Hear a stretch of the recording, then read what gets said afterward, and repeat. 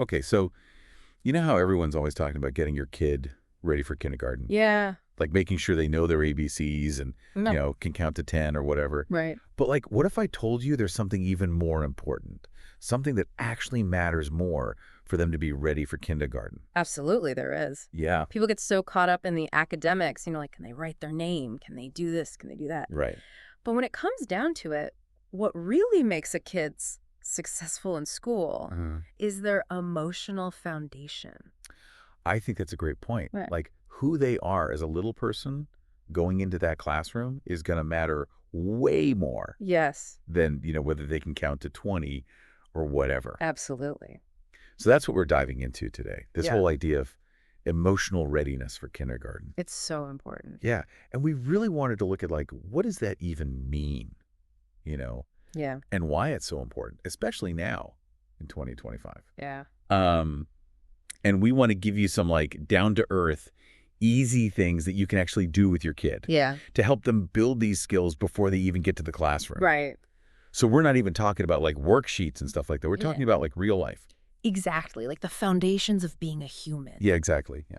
And there's actually been a ton of research that shows that how emotionally ready a kid is like a huge predictor of how they do in school overall. Wow. So it's not just kindergarten. Right. This sets them up for success. For like their whole school career. Yes. That's huge. Yeah. Okay, so let's actually break this down then. What are we even talking about? Yeah. When we say emotional readiness, Yeah. what are the things that our kid needs to be able to do emotionally? So I think about it as like they're going to kindergarten. Right. They need a set of tools, right, to navigate that world. Yeah. Okay. So first and foremost, they have to be able to separate from you. Hmm. You know their caregiver. Feel confident enough to engage in this new environment. Right. And then they're going to come across all these feelings throughout the day. Oh, yeah. They're going to be frustrated when things don't go their way, excited when they're playing with their friends, nervous to try new things. Totally. And so they have to learn to manage all these emotions. Right. And you can't exactly be there. Right. Yeah. Sitting next to them in circle time to like coach them through it. Nope. So they need to be able to kind of have those skills themselves. They do. And it goes beyond just their own feelings. Okay. They have to get along with other kids. Yeah, that's a big one. They need to be able to share, take turns, Huge. follow directions, Right. and routines, and all those things are huge. Yeah, because I mean, just think about it, like a kindergarten classroom. There's probably so many transitions Oh, tons of transitions. and things going on all the time. All the time. Like that's a lot to handle. It is. And then the last thing is that they have to be able to communicate their needs. So rather than having a meltdown because they don't know how to express what's going on, Right. can they use their words and say, I'm frustrated because this is happening. Right. I need help with this. Okay. That's a big piece too. So those are like the main components. Now you Yeah. mentioned like 2025 things have changed a lot. Yes. What's different now? Kindergarten is so different than it used to be. Yeah, It's you a guys want- much more dynamic. Huh. There's so much technology in the classroom now. Really? The social demands are so much higher on these little kids. Huh. It's just a lot more for them to handle. So for parents who maybe had kids in kindergarten, a few years ago, Yeah. this might come as a surprise. I think so. Like, what does it actually look like to have technology in the classroom? So I'm talking about they're using tablets for educational games. Wow. They're working together on interactive whiteboards. Okay. And so in order to handle all that, they need to be able to share, manage their frustration if the tech isn't working, Right. wait their turn, Right. collaborate with others. It's not just sitting at a desk and Yeah. having a worksheet anymore. No, it's not. And the expectations from the teachers are so much greater now, too. Really? Oh, yeah. Teachers are looking for kids who can regulate themselves Okay. in group activities, meaning they can, manage their behavior, manage their emotions. They have to wait their turn to use a device. Right. Calm down if they're upset during a group project. Okay. And they also really want kids who can work together with other kids Right. and bounce back when things don't go their way. I guess even something like you're building a block tower Yes, and it falls down, exactly. And how do they respond to that? Right. That's a really good point. And this is where the academics really come in. Okay. Because if your kid is constantly overwhelmed by big emotions, Right. or they can't focus because they're nervous to be away from you, they're not going to be able to learn. Right. So being emotionally mature allows them to then focus on their academics. Okay, so as parents, we're kind of looking at our kid, we're thinking about all this. Yeah. How do we even know where they fall on that spectrum? Mm-hmm. Like, are there things we can look for that tell us, like, yeah, they're doing pretty good on these skills? Oh, absolutely. Or like, oh, maybe they need a little extra help here. So some of the things that you would see in a kid who is emotionally ready is that they can say goodbye without, like, completely losing it.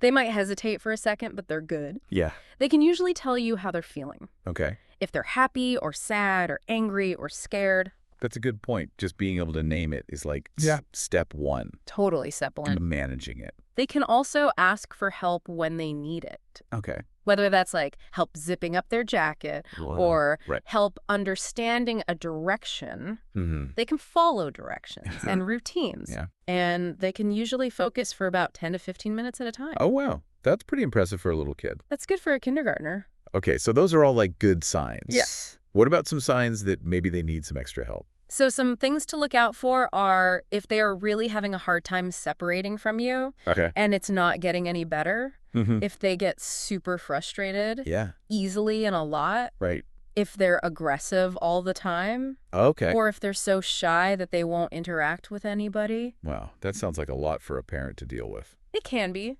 But it's important to remember every kid is different. Right. And just because your kid is struggling with some of this stuff doesn't mean that there's something wrong with them. Right. It just means that they need a little extra support. Okay. And so it's about meeting them where they're at and helping them get ready. Yeah. And not feeling like they need to be perfect or like ahead of the game or anything like that. Exactly. Just where they are. Exactly. Okay. So we've talked about what it is, why it's important. What can we actually do? Yeah. Like, what are some things that we can do at home to help our kids build these skills? So much. There's so much you can do. And it can actually be really fun. Okay, good. It doesn't have to be like a chore. Right. So the first thing you can do is start routines early. Okay. Kids really thrive on predictability. Okay. So start doing things like a morning routine, mealtime routine, quiet time where they play independently, story time before nap or bedtime. So it's kind of like a little sneak peek into what the structure of a school day might be like. Yeah, exactly. Okay. You can even make a visual schedule. Ooh, I like that. With pictures so they can actually see what's coming next. Yeah, that's a great idea. And that gives them a sense of control, which helps reduce anxiety. Yeah, that makes sense.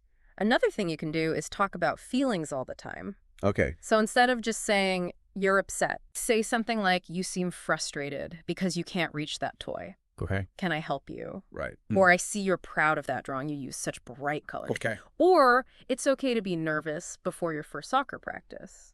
So giving them the words to describe what they're feeling. Yes. And once they can name it, they can start to manage it. I like that. Another great thing is pretend play. Oh, fun. So pretend play all these different scenarios. Okay. So play school. Let them be the teacher. Okay. Act out saying goodbye at the classroom door. Yeah. Pack a pretend backpack and lunch. So cute. All those things help them get used to the idea of what's going to happen. Yeah, and it makes it fun. Exactly, makes it fun. Instead of scary. Don't forget about playdates. Oh, yeah? Playdates are so important for building social skills. Yeah. So this is where they learn to share, take turns, work out disagreements. Right. And so even having a short playdate can be a great way for them to practice interacting with other kids. And you're right there to kind of help coach them through it. Exactly. If they need. And the last thing, and this is a big one, Okay. you have to model self-regulation. What does that mean?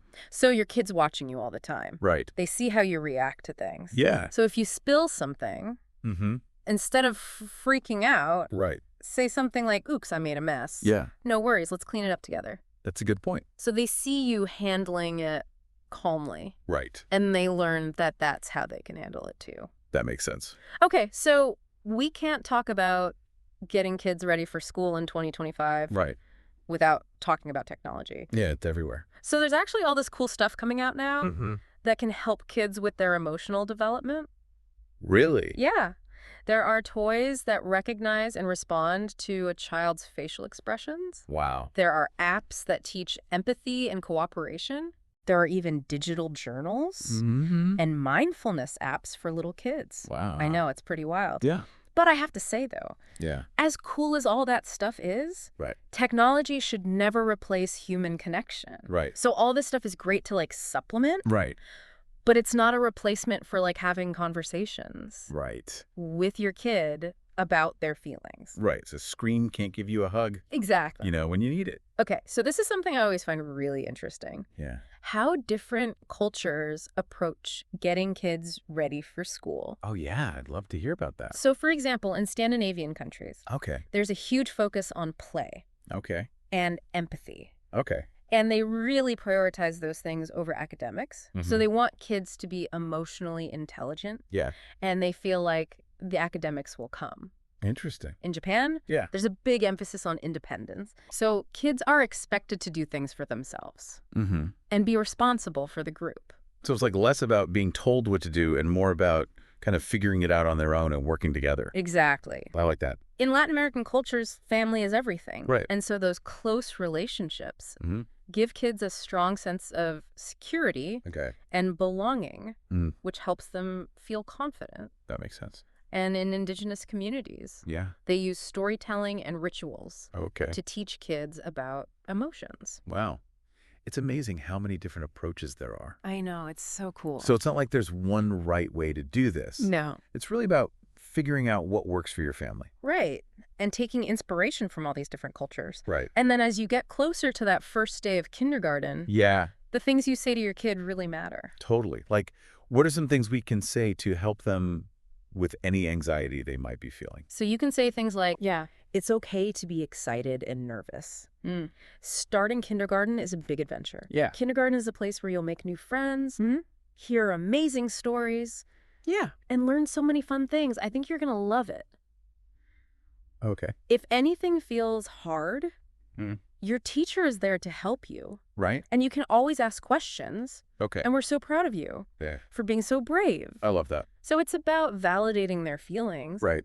but also being positive. Right. And when you do that, Yeah. you're basically helping them build their inner voice. Yeah. So it's not just about, academics Yeah. and checking things off a list. No. It's about helping our kids feel confident and ready for this huge step. Absolutely. And when they feel good, Yeah. the learning will come. Right. It's about the whole child, Yeah. their heart and their mind. And it seems like those everyday things, Yeah. the routines, the conversations, Mm-hmm. the pretend play, those are really the keys. Those are the keys. So it's not just getting them ready for kindergarten. No. You're really setting them up for success Yes. in life. In life. So here's something to think about. Okay. How can helping your child build their emotional strength now Mm-hmm. not only make the transition to kindergarten easier, Right. but also help them be more resilient and more positive Yes. throughout their whole school career and beyond? Such a good question. It's really like giving them that inner compass Absolutely. to help them navigate whatever comes their way. I love that. Yeah.